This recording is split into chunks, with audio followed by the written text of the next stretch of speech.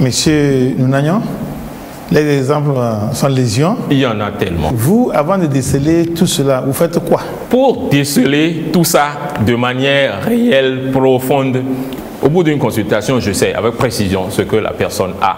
Et également, s'il s'agit d'auto-envoûtement, si c'est des choses que la personne a eu à créer sur elle-même, s'il s'agit d'auto-envoûtement, et aussi s'il s'agit d'envoûtement réel que quelqu'un d'autre aurait perpétré sur l'individu.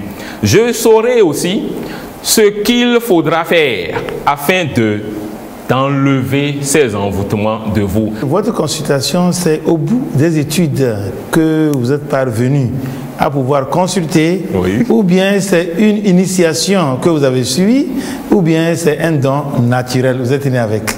Ce n'est pas un don naturel. Je ne suis pas né avec. Je reconnais. Je ne sais pas mentir aux gens. Je ne suis pas né avec. J'ai dû faire de longues études. Très longues études de spiritualité. J'ai appris la Kabbale, qui est la science de la théurgie, de l'appel des qualités divines en soi. Et j'ai fait de longues études d'alchimie. L'alchimie, c'est la transformation de l'être humain, petit à petit, pour transformer le plomb en or, c'est-à-dire pour se spiritualiser de plus en plus. Je dirais que c'est au cours de ces années de formation spirituelle que la qualité-là m'a été donnée. Je dirais que c'est un don divin au bout des nombreuses années de recherche. Mais je ne suis pas né avec. Ça, en toute sincérité, en toute honnêteté, je ne suis pas né avec. Et à travers l'expérience que vous avez eue, oui. En aidant ceux qui souffrent oui. de ces différents envoûtements, oui. soit les auto-envoûtements ou bien les envoûtements réels. Oui. Qu'est-ce que vous avez pu donner comme constat? Est-ce que ce que vous donnez aux gens comme recette, oui. comme directive, ça réussit? Très souvent, ça réussit. J'ai plein de vidéos sur YouTube. Il suffit d'écrire mon nom sur YouTube. Il y a plein de vidéos, une bonne cinquantaine de vidéos où je donne plein de recettes. Les gens de n'importe où au monde m'écrivent, me donnent des témoignages sur le fait que telle recette a marché, je l'ai fait de telle manière, ça a marché, j'ai senti ceci, j'ai senti ça, j'ai pu obtenir ceci, j'ai pu obtenir ça. Franchement, oui, plein de recettes que je donne et qui donnent de très bons résultats. Quelle est la différence entre l'envoûtement réel et l'auto-envoûtement? Une personne donnée ne pourrait pas faire la différence. C'est-à-dire, si c'est moi-même qui en souffre, je ne pourrais pas de moi-même faire la différence.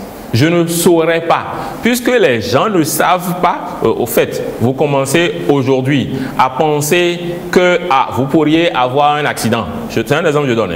Vous allez commencer à avoir cette pensée aujourd'hui. Vous allez répéter la même pensée demain. Vous allez encore la même pensée après-demain. Vous allez la même pensée sur 2 ans. Et un beau jour, subitement, vous faites un accident. Bon, d'aucuns diraient que il y a eu un envoûtement, c'est Longue du Village qui a fait quelque chose. Mais non, Longue du Village n'a rien fait. C'est vos 2 années d'accumulation de la même pensée qui vous ont amené l'accident. Si l'accident arrive, est-ce que véritablement vous pouvez rentrer en vous et aller retrouver que c'est l'accumulation de cette énergie spirituelle qui a fini par donner ceci? Non. Souvent, les gens ne font pas cette introspection.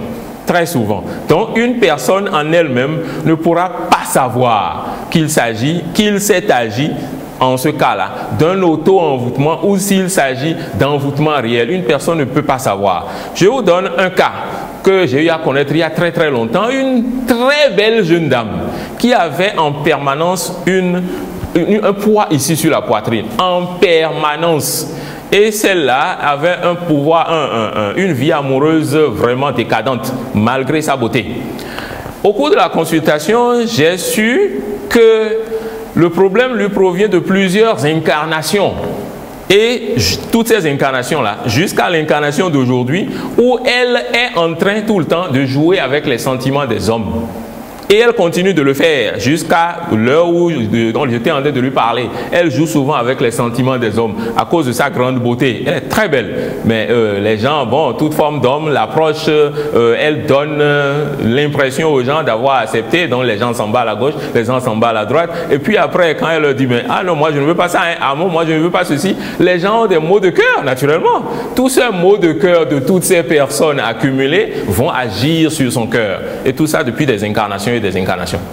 Et c'est ça qui est en train de créer le problème en elle.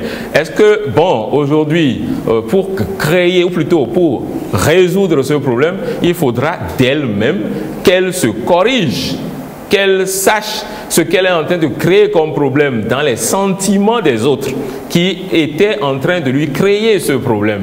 Et donc, c'est une correction, c'est un auto-envoûtement. Il faudra corriger le problème, mais aussi corriger ce qui a créé ce problème. Et c'est elle-même qui doit faire ce travail. Merci pour l'explication. Aristide, oui. Il y a un cas qui se présente. Est-ce que vous pouvez le présenter, l'expliquer?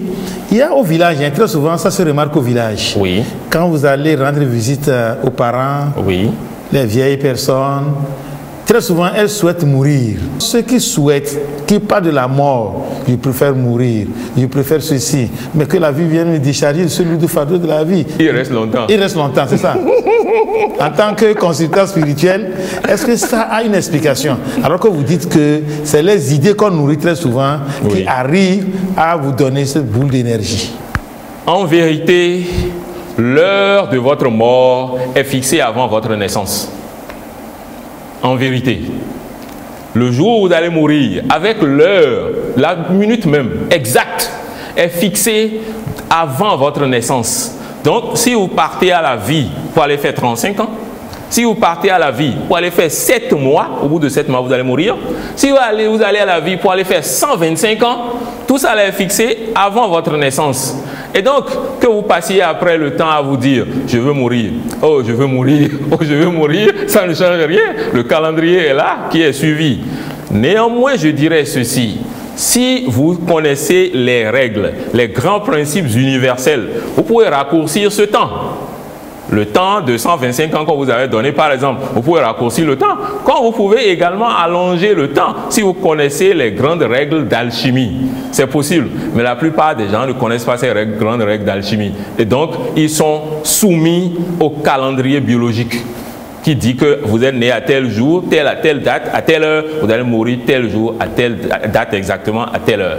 Oui, si votre date de décès, votre date de mort, de fin de vie, est prescrite avant votre naissance, pourquoi n'est-il pas possible à celui-là qui a prescrit cette date de prescrire aussi tous les événements qui vont vous arriver sans que les envoûtements réels ne puissent arriver?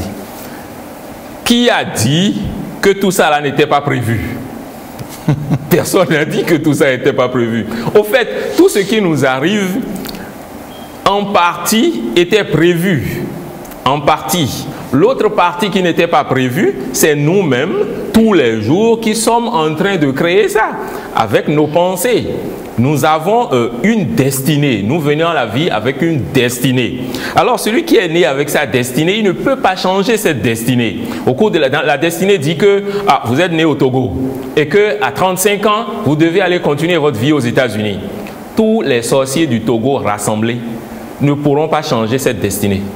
Vous devez, vous irez. C'est-à-dire qu'ils ne seront même pas au courant. Vous serez là-bas avant qu'ils apprennent que tel a voyagé. La destinée a dit ça, c'est ce qui va se passer. Mais la destinée n'a pas eu à mentionner si aux États-Unis vous serez riche ou vous serez pauvre. La destinée n'a pas mentionné ça. C'est un exemple que je prends.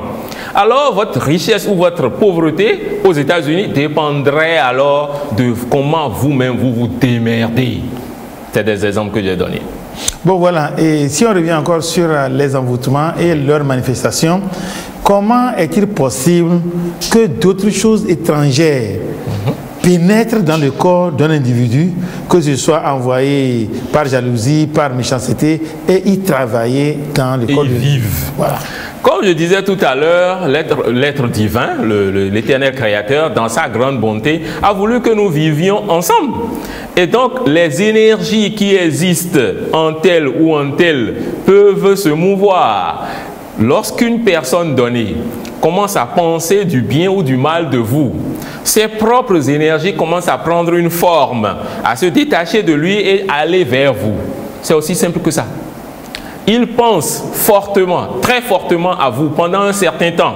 Il a des énergies mentales, il a des énergies émotionnelles, il a des énergies matérielles. Dans sa pensée, s'il continue à penser, il continue à penser, il continue à penser, ses propres énergies commencent à aller vers vous. C'est souvent pour ça que quand quelqu'un pense sérieusement à vous, on voit que quelques instants plus tard, la personne appelle.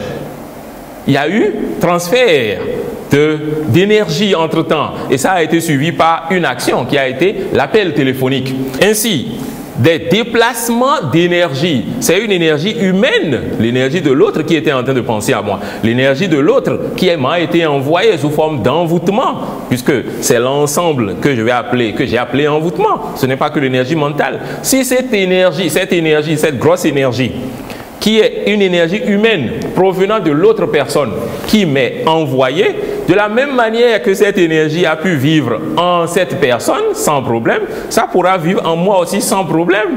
Nous sommes conçus de la même manière, nous sommes tous des êtres humains. Nous avons les mêmes types d'énergie. Donc les mêmes énergies peuvent vivre en 1 million de personnes sans problème. Oui, Aristide. Oui. Ceci étant, est-ce que vous conseillez que les gens s'entremêlent dans les relations interpersonnelles ou la bonne manière de vivre est de vivre caché? Justement. Non, on n'est pas né pour vivre caché. On est né pour se mélanger aux gens, pour vivre dans le marché, pour être avec les hommes. On est né pour interchanger des énergies. Mais dans le même temps, on doit savoir qu'on doit tout le temps être en train de chasser de soi tout ce qui est envoûtement négatif, tout ce qui est énergie négative qu'on est en train de ramasser à longueur de journée des autres personnes. On doit savoir qu'on doit les faire sortir de soi tout le temps. Voilà.